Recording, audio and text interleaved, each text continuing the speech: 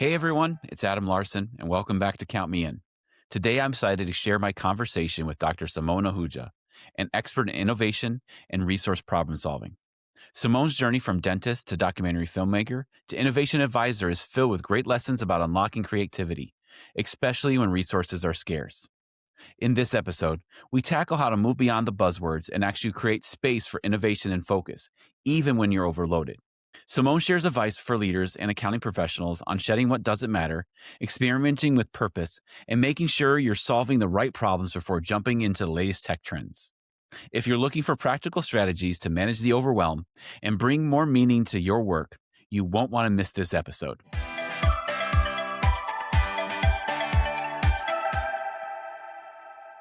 Simone, thank you so much for being on the podcast. I'm really excited to chat with you today and talk about a number of different things, but you've had quite a journey in your own career. Yeah, thanks, Adam. I'm so excited to be here with you. And I'm really excited to start off with a question. I appreciate the personal lens always. It might be a little bit of a surprise. I actually started off as a dentist. I'm still licensed in the state of Minnesota, All just in right. case.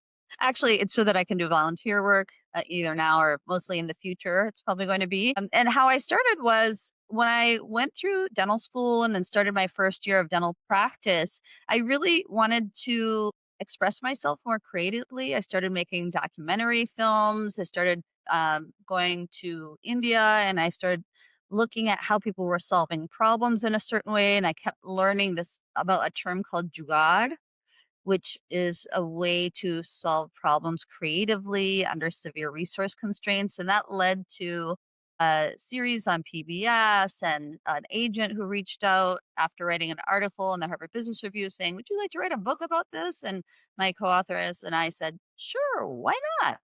And it was a very organic journey, but it's been a delightful one. I'll say that. So I'm definitely able to express my creativity now, and I'm in the right place. I love the freedom to express your creativity because a lot of times people get stuck in roles, they get stuck in jobs, and they don't feel like they can be creative, and they don't feel like they have that creative bone. At what point that you said, "Hey, like I want to be able to express myself in these ways," because it's not an easy transition, especially if you're stuck in like a 9 to 5 that you feel like you have no way out of it. Well, that's a really good point.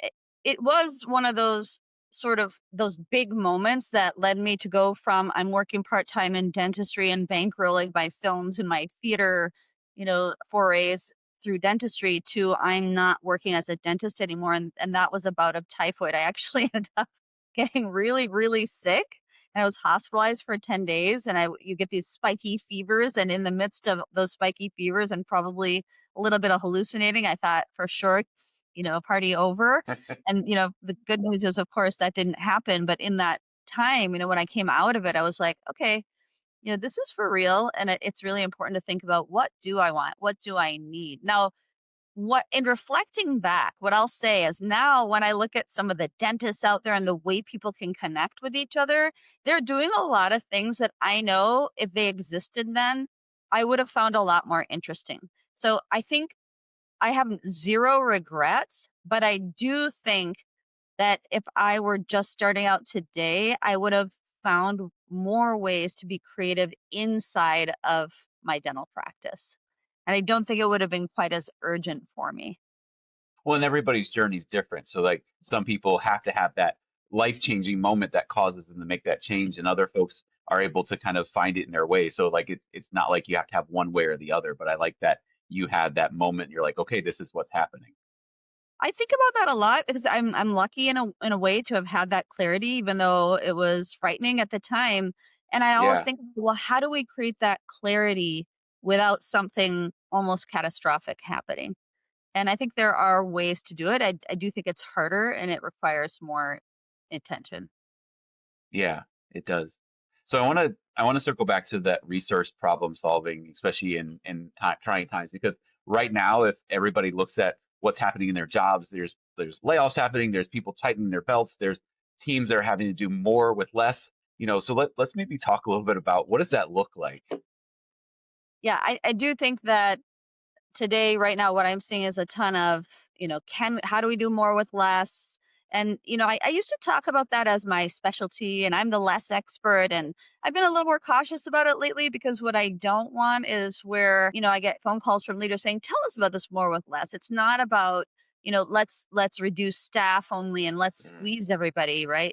Doing more with less is about being resourceful, leveraging ingenuity, solving the problems that matter most and have the highest impact. And we can talk about that throughout this conversation, Adam. Is I feel like most people and organizations right now are pretty exhausted. And so resourceful problem solving is a powerful way to leverage your creativity and ingenuity to get the things done that you need to grow your business and to not be overwhelmed.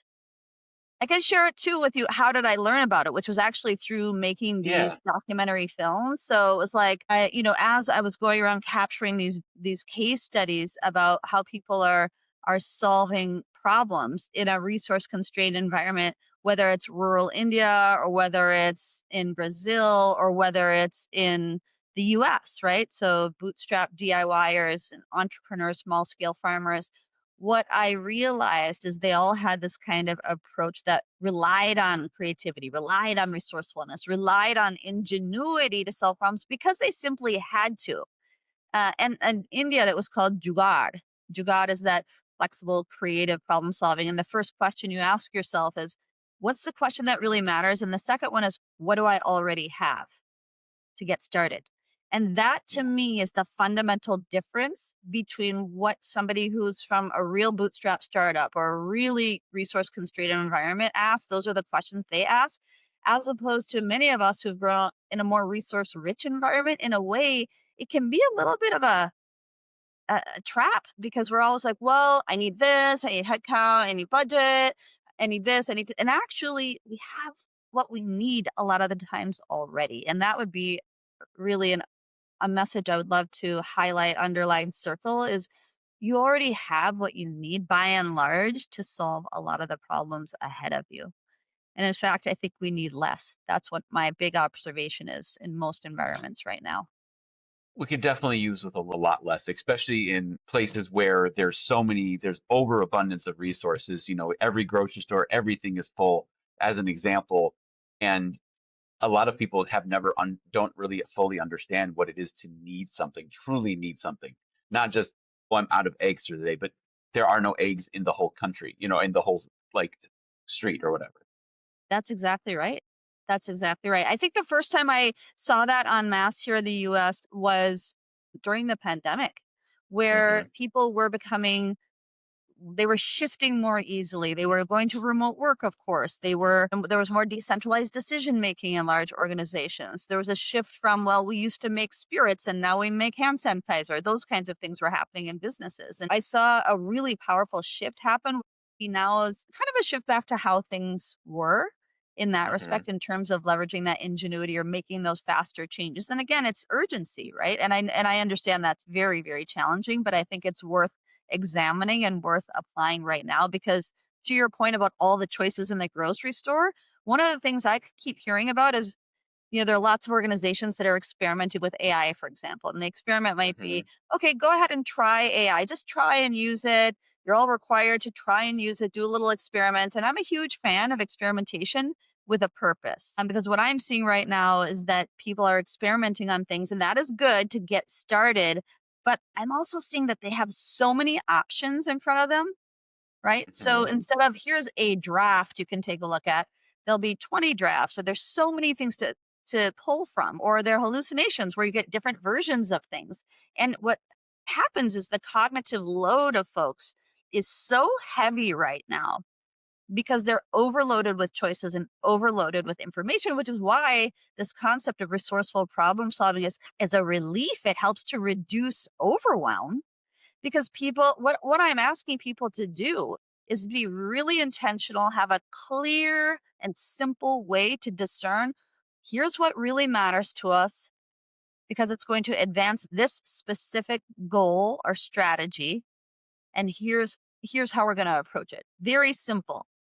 And that, I think, reduction all by itself, it lightens the load because what I hear from a lot of folks in organizations of all sizes is they're not clear. They're not sure what's important.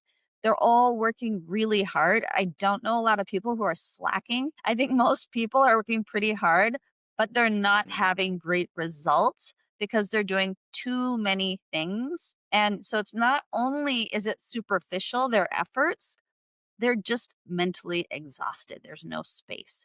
So that's why I think this resourceful problem solving, that focus and creating more ease is an imperative right now. That sounds amazing. It sounds great in theory.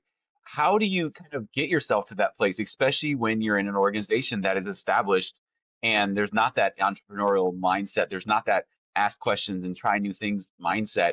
A lot of places are lightning, especially when it comes to AI. But then you said, then you have like, okay, do I use this one or do you use this one? Oh wait, five new ones just popped up. Should I try those? And you kind of get this paralysis analysis almost where you have too many decisions to make and you don't make any decisions. This is what I have learned from innovation that I really appreciate. Uh, Two things. So, one is I used to go in and work with organizations. They would say, help us become more innovative, help us build a more innovative culture, which a lot of times is subtext for help us build a better culture. And really, they just Yeah. want to get better at problem solving. So, I often, don't talk about innovation as much as I used to. And we can talk about that a little bit later. But what I appreciate now that I didn't 10 or 15 years ago is now, if I go into an organization and we start to stand up an innovation journey initiative, I'm going to ask that leader, what is it that you want to do? What's your, I need to understand your strategy and where you're going. And if you're asking people to take something on, what are they going to remove? So, Mm, what are we going to get rid of? It's an active process of shedding. And I didn't do that early on because, frankly, I didn't realize the impact of not doing that. And what the impact is innovation theater and exhaustion and hmm. kind of a loss of morale that we're doing this flavor of the day innovation thing, and actually all it's doing is making me feel bad that maybe the way that I currently work isn't really that valued, or it's just slowing me down, or we're just not going to do it in a while. It's not sustainable. So that's one thing is I'm always asking the leaders who typically bring me in, what are you going to shed? And let's be really clear about it. Yeah. On a more micro level, I would say when I talk a lot about intrapreneurship and entrepreneurship inside of an organization. And if you're a manager who's trying to support that, or if you're just one person, also, what is it that you're going to shed? Can you go to your manager and leader and say, I'm taking this on because we talked about this, or I recommend we take this on, but I also want to share with you that this doesn't appear to be adding any value. This isn't moving the needle. I'm going to take that off the list for now. And I think that conversation has to happen over and over and over again. It's like, well, Adam, you have a lot of kids. It's like that closet, right? Like if you don't keep editing that closet, all of a sudden there's nowhere to walk. And it's the same thing. It's just in our heads. We've got to keep editing. And that's, if I think about innovation in general and the agile process, for example, Yeah. agile is a methodology that was first used in technology. It's a way to keep iterating. So you have a problem, you define it, you make sure it's a relevant problem, and then you're constantly evaluating. What do we do? Where do we need to get to? What's working right now? What can we get rid of? And you're doing it again and again and again. And it becomes fast and it becomes honest. It's an honest process of what's working, where are we, what do we need to get rid of? And that process works very well in business. What I Hmm. often ask people to do, and I can share this with your viewers and listeners too, Adam, is I'll give them something I call the IEI template, and it's just impact, ease, and interest. So if we're talking about I've got something to do and a problem to solve, sometimes we'll do this in a strategy session with leaders, and sometimes it's one individual thinking about what are they going to talk about at their annual review or what they're working on with their manager. And it's what is the most impactful on a scale of 1 to 10? What is the most interesting? Because it actually matters, right? That gives us a lot of juice if we're super interested in something, right? Hmm. What's the impact and what's easy or hard? Because if something is medium impact and it's really easy, or medium impact and takes a ton of energy, which one would you choose? And I think people don't often talk about that enough. I'm very much about energy management right now. I'm very Yeah. clear that I need to manage my energy in terms of sleep, in terms of the things I decide to take on, who I decide to hang out with, even who I work with sometimes when I can do that. So that's a compliment to you, Adam, by the way. I appreciate that. But that's that the point is it's very clear. And if you're doing it in a group when you're trying to decide what are we working on, what really matters, it Yeah. becomes very democratic because you're doing the math. So your people will love that. You just add it up. Here's what we're working on. Typically, it works really well. Yeah, typically it does. I think a lot of times when you hear the word innovation, it became such a buzzword. And I remember in the past, like organizations I was with, they would talk about innovation. Everybody would get excited. We'd have these group meetings. We're like, yeah, we're going to do so many cool things. And then after that meeting was done, it's like you have that huge letdown. Kind of like when you go to like a conference, you get all excited and amped up, and then you get home and you're like, wait, what am I supposed to do again? And there's no like practical application. And a lot of times you have these innovation moments and you're like, cool, we're going to do all these great things. And then it's business as usual, status quo, and nothing ever really changes at the top. Yeah. So how do you get from, hey, we're really excited about this new thing to actually practical application? I think is what I'm asking you. Yeah, I think that's a great question. And there are many layers in there. One is, again, this idea that we're so overloaded. I mean, even in a Yeah. conference, I was talking with someone where I was presenting, and they were talking about how much they're enjoying the content, but they wish there was some space to process, which I thought was a Yes. beautiful idea. Right? You're going from session to session to session, and you have no space to process. That's happening to leaders right now when they're thinking about strategy. That's happening to everyone else when they're thinking about, well, what is important and how do I execute on this? So the practical reality is you have to decide again, like focus on what it is that's important. And I think articulate that, right? So you have to take that onus on. I heard you say that this is what's important to our group. Here are the things that I'm working on. These are the things that are going to advance that. Maybe even I have this idea that's different than how we do things. And I have another worksheet I can share with your viewers about recontracting. And recontracting is a way to talk to your manager or leader about doing something new and Hmm. different. And you're starting with, when should I even have this conversation? What's the best time to do that? Is that a review? Is it over an email? And then sharing, well, why am I even bringing this up? It's going to advance this goal or this strategy that we all agreed is really important. Why am I the right person to do this work? I'm really passionate about it because I've experienced this problem myself where I observed my uncle struggling through this. I think we can help make financial literacy easier, whatever it is, Yeah. or to make a product easier to access, something like that.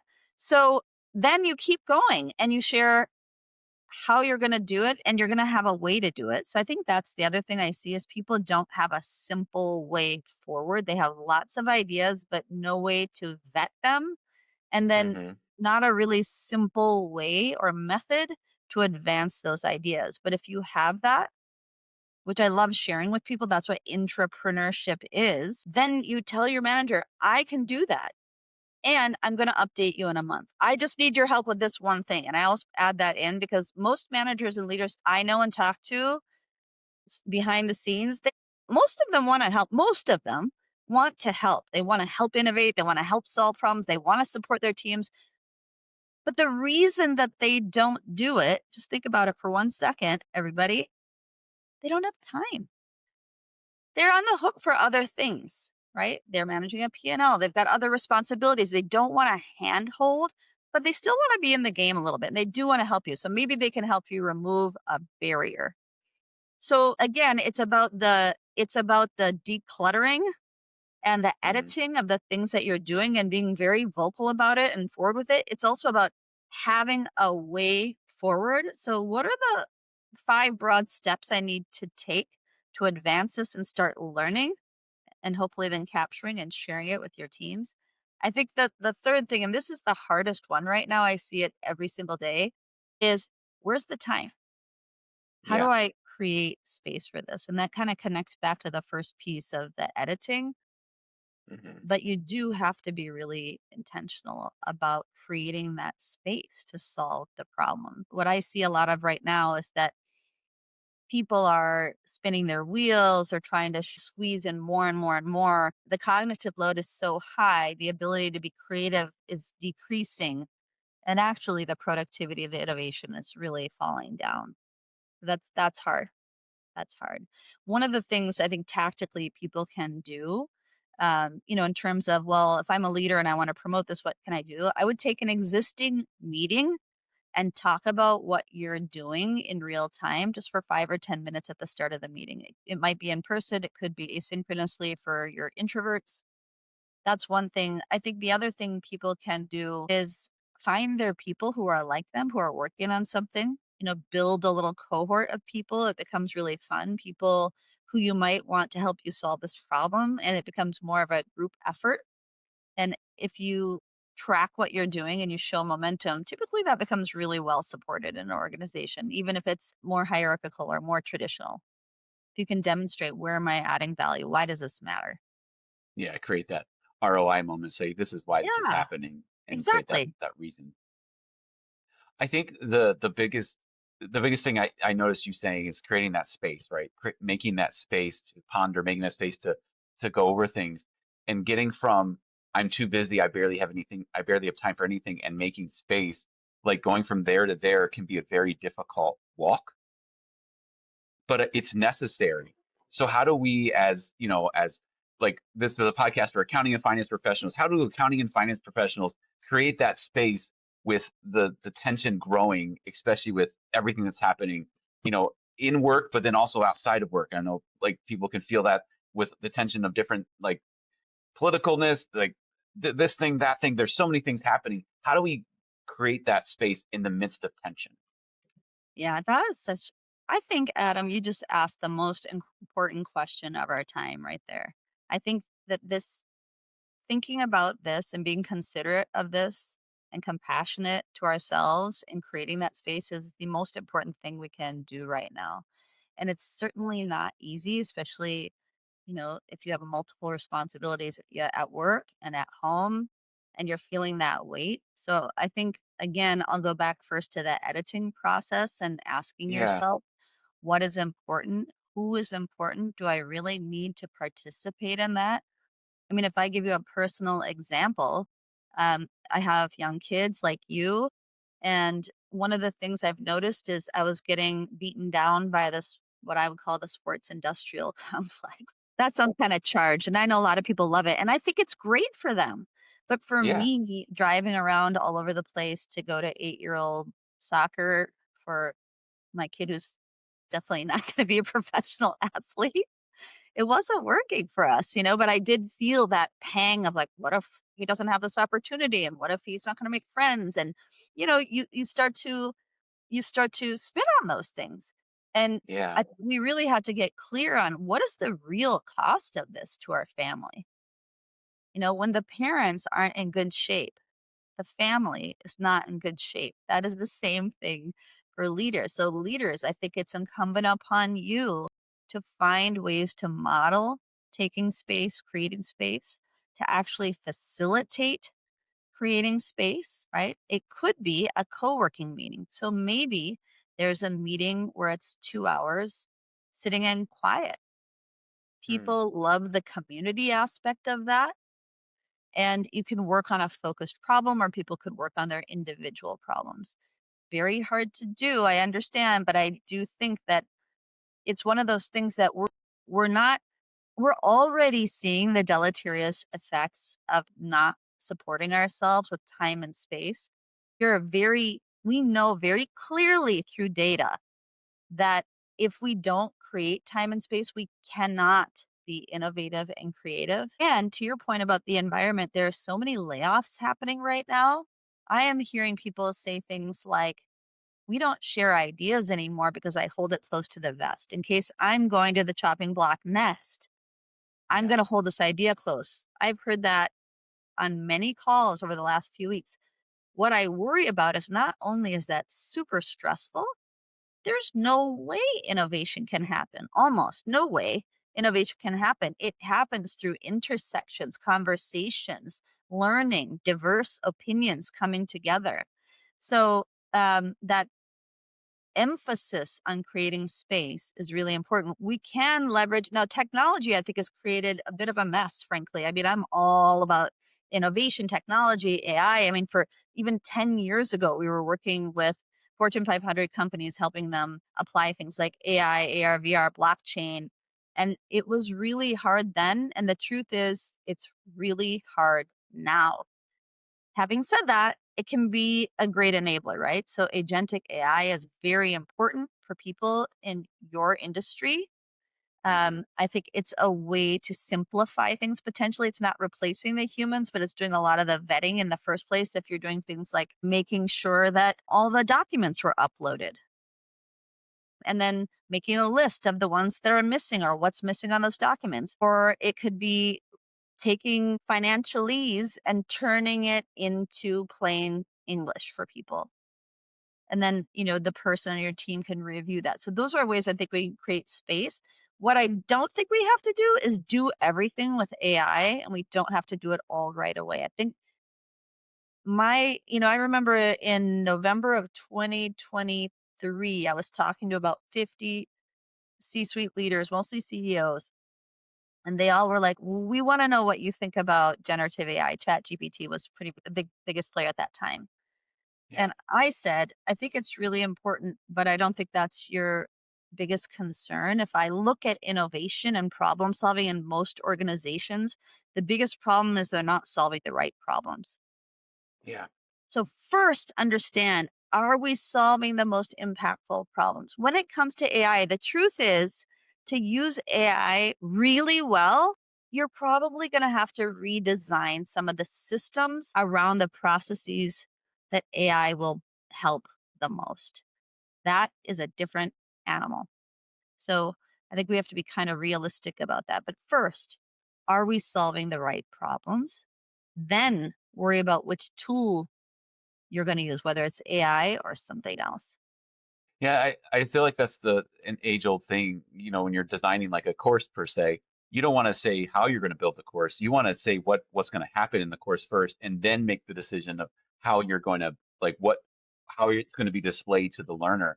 And I love that example that you gave because it's super important to make sure that we're answering the right problem and then okay, what tool can help us with that problem? Because there's so many tools. It's just okay, let me pick the right one.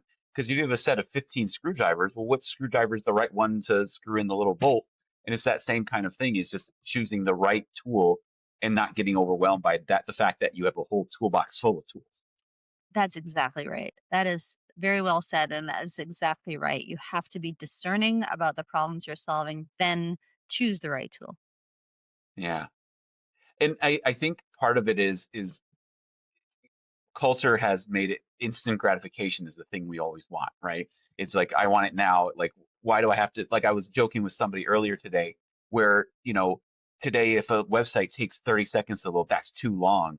When just 20 years ago or so, 56K modem, it would take a lot longer to load the web pages that we have And we now. were And we excited. were Wow, woohoo, look at that. yeah, I All remember when I that upgraded from a information. 14.4 to a 56K. I was like, "Oh my God, it's going so fast."